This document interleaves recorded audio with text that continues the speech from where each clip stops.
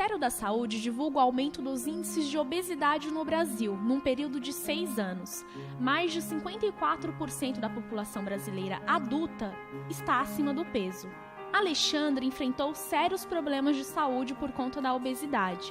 Diabetes, colesterol alto, hipertensão e depressão fizeram parte de sua vida. Emagrecer é um processo fácil? E as dietas que prometem milagres, na prática resolvem? Entrar no processo cirúrgico por estética não é tão motivador quanto parece. Alexandre teve que mudar bruscamente a sua vida e hábitos alimentares, não somente por estética, mas para sobreviver.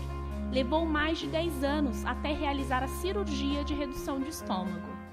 Por estética eu não tinha conseguido, não tinha indicação. Tinha problema de diabetes e pressão alta. E não conseguia controlar, mesmo tomando muita medicação, não conseguia. Eu tomava em torno de 10 comprimidos ao longo do dia, insulina injetada 2 vezes ao dia, e mesmo assim não controlava a diabetes nem a pressão. Hoje em dia eu não tomo mais nada. Diabetes, quando está atacada, dá muita indisposição, mal-estar, irritação, indisposição. Hoje em dia é totalmente diferente. Era a mão cheia de comprimido, todos os dias de manhã, à noite para dormir também, a mesma coisa. Não, eu tomava de manhã, na metade do dia, no almoço e à noite. E insulina injetável, eu mesmo aplicava na barriga a injeção de manhã e à noite. A preparação psicológica antes da cirurgia foi fundamental para a recuperação do Alexandre. Participou de diversas palestras e acompanhamentos clínicos. Passar com psicólogo, nutricionista, clínico geral, diversos especialistas até chegar na cirurgia. Nessas palestras eles falavam tudo, não ficava mascarando, falando que é as mil maravilhas. Pelo contrário, eles falavam que o negócio é difícil, que não é fácil, que tem que ter opinião. Falava que o risco de morte existia. É necessário sim, né, a pessoa buscar o acompanhamento nutricional, atividade física, mas para ficar completo tem que ter o acompanhamento psicológico. Por quê? Porque o acompanhamento psicológico, ele vai atuar na parte mais difícil, né, desse processo todo, que é o autocontrole. Todo o processo é psicológico.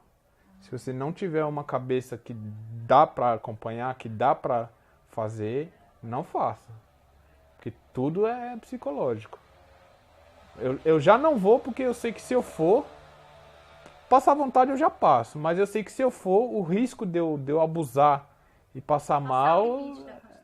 Depois de realizar a cirurgia, Alexandre teve início a uma dieta extremamente restritiva. Por 30 dias, sua alimentação foi apenas à base de líquidos. Alexandre relembra o processo pós-operatório e as dificuldades que enfrentou. Os 3 primeiros dias, eu fiquei com um dreno aqui, ó. Ficava um dreno aqui, ó. Que os 3 primeiros dias eu não consegui dormir. Foi 3 primeiros dias em claro. Às vezes o corpo não aguentava mais, eu encostava aqui no sofá assim e dava uma cochiladinha meio de lado assim, no sofá. Eu tomava muito refrigerante, hoje em dia eu tomo bem pouco. Era uma jarra de 1 litro. Eu comia muita fritura todos os dias. Eu comia um prato de quibe frito ou de coxinha. E geralmente as pessoas engordam por gula, né, por vontade de comer, por ansiedade, por não saber lidar com outras situações do dia a dia que vão gerando estresse, frustração, tristeza, e a comida vem como válvula de escape. A cirurgia de redução de estômago exige que o paciente mude sua alimentação.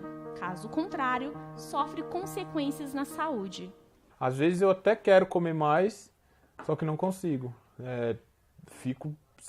Às vezes eu passo um pouco, mas quando eu passo um pouco, eu passo um pouco de mal também. A mente quer mais, mas o corpo não deixa. Porque fome física e vontade de comer são situações que não tem como a gente banir, mas tem como a gente controlar. Vontade ainda passo muito. Eu sinto, o que eu mais gostava era... O que eu mais gostava era de ir na churrascaria por quilo. Nunca mais eu fui.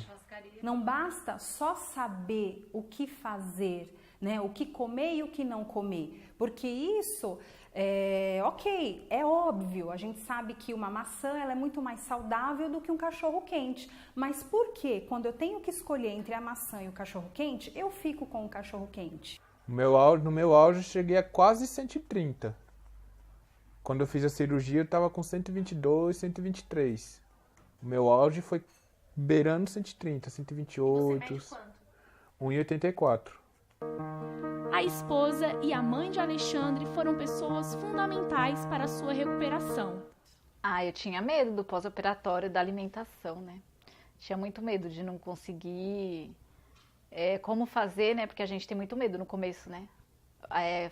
Deixar totalmente caldo, líquido, essas coisas, e a gente não saber fazer, né? O medo dele comer e fazer mal. Mas depois foi passando, a gente foi aprendendo, né? Bem mais disposição hoje.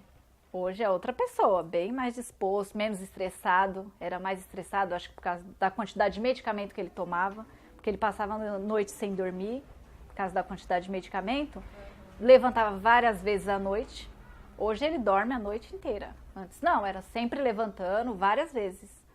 Noite sem dormir, muita dificuldade. Então a questão não é fazer dieta, porque a dieta ela não vai ajudar. A dieta é como se ela tivesse um começo, um meio e um fim. E aí quando acabou a dieta, então eu volto aos meus antigos hábitos. É o que está implícito na cabeça das pessoas. Então a ideia é eu aprender a comer. Né? Então eu preciso desenvolver o autocontrole, eu preciso comer de uma forma diferente, mudar os meus hábitos. Mas fora essas doenças, diabetes, pressão alta, eu tinha problema de coluna, dor nas pernas, no braço. Quer dizer, hoje em dia eu não tenho mais nada disso. Qualidade de vida, é exatamente essa palavra. Então, a parte principal de um processo de emagrecimento e para que ele seja sustentável, né? Quando eu digo sustentável, eu quero dizer a longo prazo, efetivo, para que a pessoa saia do efeito sanfona, é o autocontrole. Enquanto a pessoa não entender por que ela se excede, não tem como ela dominar aquilo. Então é um superar a si mesmo. Eu sempre digo que o inimigo está dentro. O inimigo não é o alimento, mas é o meu comportamento, é a minha relação com a comida, é o que eu sinto, né? Como que eu lido com ela na minha vida. Perguntaram ao Alexandre se em algum momento ele sentiu medo depois de passar pela cirurgia. Nos primeiros dias depois que eu fiz, o meu cunhado, que acompanha todo o processo, o marido da minha irmã, ele perguntou para mim se fosse para mim fazer de novo, se eu faria. Eu falei para ele, eu respondi para ele, hoje eu não tenho condição de responder isso. Na primeira semana, praticamente. Porque o pós-cirúrgico, como a gente já conversou, é muito punk, é muito pesado, muito sofrido. Aí eu falei pra ele, hoje eu não tenho condição de responder isso, porque realmente eu não sabia. Mas hoje, depois de 2 anos, se fosse pra fazer de novo, faria sem pensar, porque a vida é outra, né?